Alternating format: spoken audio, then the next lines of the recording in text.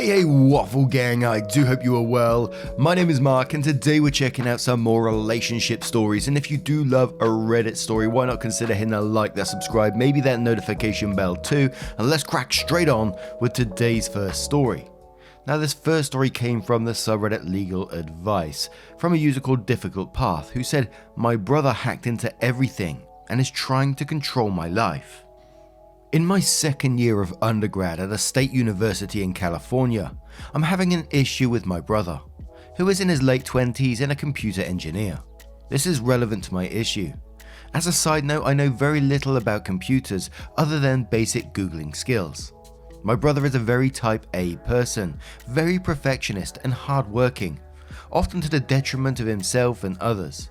He is a nice and positive person and he is successful in the traditional sense, but he is very controlling and has a bit of an overblown ego. I'm much more of a relaxed person, and the two of us share very little in the way of interests or guiding philosophies. I'm a visual arts major who likes to draw, and he's the type of person who watched Fight Club and thought that Tyler Durden was onto something. We get along but have hostilities. My brother resents the fact that I'm not like him and that I don't look up to him as a role model. He is very fond of mocking my interests, hobbies, career plans, and he often talks literally about a plan for me in which I change my major to engineering and start taking his advice. When he brings this up now over the phone, I stop talking to him for whatever amount of days/weeks until he apologizes and we do it all over again. 2 weeks ago, my brother made a joke referencing a piece of digital art I drew on my laptop. I didn't think anything of it until I realized after the call ended that I never posted that piece of art anywhere, not even onto any cloud service. It had only been available on my physical laptop. I was nervous and downloaded malware bytes, but it didn't find anything. Thinking back, I also recalled my brother making a joke about something I said to a friend privately on my Discord, which was also not publicly available. Checking Gmail and a few other websites I'm on that showed options, I discovered someone had been logging into my account from an unfamiliar computer and had then been doing so for about a week. I called my brother about this and he laughed and told me that he had remote access to my computer and that he'd be checking up on everything I was doing from this point on. I told him that was ridiculous and he basically laughed and said that people today have no reasonable expectation of privacy anyway. Without going into detail, I've basically discovered that my brother literally has access to everything in my life. My bank account, school account, my art/chat accounts, all the files on my computer. He has referenced information that leads me to think there is a very good chance of him having a camera/microphone in my room. He has been in my apartment in the last month, and the only reason I think he might not is because I haven't been able to find it. There is nothing on my computer or cloud files or anything I'm even remotely embarrassed about. But the idea that my brother has all my information is terrible and I want him to stop. I don't feel comfortable in my apartment or using my computer/personal accounts anymore. I'm writing this from my school's library. Is there a way to clearly show him that this is wrong with an amount of force and guarantee my privacy in the future without getting him in serious trouble? My brother is an idiot and I'm pissed at him for this, especially in the way he acts, like it's a joke or that he's doing it to mentor me, which he keeps saying, like he has called me knowing my class schedule, which I never told him, and reminded me to go to my classes, etc. But I don't want his life to be ruined over this, even if he is an asshole.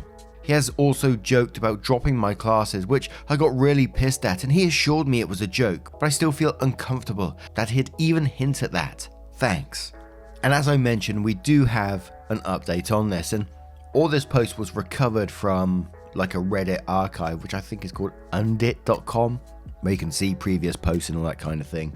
But we only have a few comments on this one, which we'll cover straight away. So Faneri says, and quotes a section and says, "Your brother is committing federal crime acts. This is not a joke. This is not no big deal. This is prosecution would offer him 3 years if he was nice shit. You need to tell him in no uncertain terms what he's doing is illegal. That you have no issue whatsoever reporting him to law enforcement and that it needs to stop yesterday. And if he doesn't desist, you need to get a temporary restraining order and make a police report." Leprechaun says, "IT guy here, it is important to note that if your brother is using normal legit tools to get remote access to your computer, that isn't considered malware. Consider malware as going through the back door. Your brother might have got into your computer and set it up in such a way that he can just go through the front door using software which wouldn't be suspicious to Malwarebytes at all. Software that behaves normally, that you can turn off and will uninstall nicely if you want them to go away. Since these aren't viruses, you can just get into the settings and turn them off or uninstall them. You just need to know how to turn them off. There are built-in remote access tools in Mac and Windows, and there are tools made by other companies that do this as well. I would recommend you see if the built-in remote access tool is turned on. Just search Remote Access Windows 10 or Remote Access Mac in Google, and then you'll find a guide how to turn it on. Just use that to check whether it is already on and to turn it off. If it is off, search your computer for common remote access tools like LogMeIn, TeamViewer, AnyDesk, Chrome Remote Desktop, VNC Connect, or any other similar software. As long as he has access to your computer, he can basically get all your passwords. So once you have done the above, change all your online passwords. And the rest is just pretty much more practical advice on what to do, how to get rid of certain programs, etc. Which, I'm all for a bit of learning. Although I am very aware of how the remote access stuff works. I watch a channel called Kitboga who basically deals with scam callers and strings them along, plays characters and strings them along for hours at a time. The longest one I saw, he strung them along for 10 hours. Check him out sometime. But imagine finding out that a family member is basically seeing your whole life like this. And it sounds like it was just so blasé about it as well. Like, oh yeah, I'm just watching your whole life. I need to mentor you, need to guide you through life because you can't do this yourself without me watching you and listening to your conversations. That's weird level shit. Someone done that to me, I would instantly lose trust for them just like that. Because if they're willing to go that far into your life, what else are they willing to do? It just loses all trust with me basically. So yeah, I would want nothing to do with that person again. And I know it's difficult because it's family, etc. But there's limits. But as I said, we do have several updates on this one, so we're going to move right over there now. So the first update says, without going into a lot of detail, based on some of the stuff I read on here and a conversation with a friend, I realized that the way I viewed the relationship with my brother was incredibly messed up, and I decided to act more seriously about this. I was thinking about how to proceed last night while cleaning, and then I actually found a camera. I know I said I thought there was one before, but I don't think I really consciously did. It was in my bathroom. I've gone to the police station and for now have an injunction against my brother. I also reported the computer hacking along with a text and a phone message he sent where both alludes to and directly confirms it. So, I don't know what happened, but I feel a lot better having taken this right. I appreciate the comments people sent. It helped a lot. Thanks. Update 2. Without exaggeration, this was probably the worst of my life. After getting served the injunction/temporary restraining order thing, my brother 1. told my parents and 2. chose to immediately violate it. He left me several messages that essentially was low-key, threatening to ruin my life, and I was scared, so I reported it. He was taken to jail and, to my current understanding, is going to get a type of misdemeanor charge for it, and if he already hasn't. I don't know if he's in jail right now. I knew my parents were going to take his side, but they have effectively disowned me for this. My parents are very religious conservative Catholics. I'm not religious anymore, but they don't know that, and they were very upset by me reporting it. That's an understatement. I have enough scholarships where I'll be able to continue paying for my living expenses/school with my part-time job, but the way they treated me was horrible. They are very upset because this will probably screw up his college according to the talks we've had. They said I'm disgusting/not welcome home, etc. My dad sent me a video of him and my mum burning most of my belongings I left at his house. Not much important to me, but still. They didn't believe me about the camera, and my dad said he specifically didn't care, even if it was there, just screaming the entire time. I stopped answering my phone and checking my email because it terrifies me. I bought a new cheap computer because even though someone helped me wipe it clean, I'm honestly too scared of using the old one at this point. The worst of it is over, I think, but I feel like I felt in a pit. I can't stop crying. Update 3. Hi. Still in California. I'm having some new problems since my last update and I'm unsure how to handle them. I'd like to say things have been good, but they haven't. I had to stop school this semester because I became extremely depressed and couldn't handle the workload of both school/work and some personal things I'm focused on relating to my sexual orientation. Planning on going back next semester. Really can't focus on anything past work and my life feels very empty right now. Need to leave the house more, lol, and talk to someone who isn't a customer. My brother is still in police custody and still in the process of getting convicted, which apparently takes much longer than I thought. My parents and a few random people their age who I think they have recruited for this have been continually harassing me through various electronic means/random phone numbers. They do *67 or something, and spreading false rumors about me, and I was too depressed to deal with it properly with another restraining order/other things, so it's just been easier to ignore. My main problem at the moment is that I'm trying to get a new job, but I can't because I need my social security number. When I broke off with my parents and this happened, I had some of my important documents with me, but not the ones that college students won't use on a daily basis. Passport, SSN, birth certificate. I'm embarrassed, but I don't have it memorized. The last time I needed it, my parents sent me a picture before all this happened, but I no longer have that in my texts. I called my parents to send them to me and tried to make it sound like I'd call the police if they didn't, and my father implied that he either burned them or would never give them to me. He didn't visibly burn them in the video he sent, but I don't know if that was everything. I have trouble talking to him right now and I couldn't maintain it. I tried calling his parish leader, who I know, and he told me he'd talked to my parents about not giving me the info/harassing me, but it hasn't done anything if he did. Surprise, surprise. The only documents I have to prove ID are my permit and school ID, which is useless in this scenario. I need more documents if I want to get a new social security number card. I'm also scared of my parents having this information because I think they might try to mess with my life. I'm afraid that if I call the police, my dad will just claim that he never had it and burn it/hide it forever, and then I'm screwed without any way to fully prove my current identity to get new documents. Also, I'd want to change my name, and I'd appreciate if anyone knows the best way about doing that, or if it'd be too much pain right now. Not that big of a deal and honestly still lazy, but would make me feel better if it's not a big thing. Thank you very much to the people here who have been very helpful to me at a point in my life when I don't really have anyone to talk to or give me advice in regards to these type of legal issues. Update 4. I just want to make this post because I think it's good to make a point about how the world actually works, and I don't like leaving things under the false impression that everything ended up okay. The last 5 months of 2018 were the worst months of my life because of everything that happened with my brother, and me being disowned by my family's friends, and many other people who I thought I knew/respected. I ended up getting my documents back without too much trouble, but after that everything has been a loss.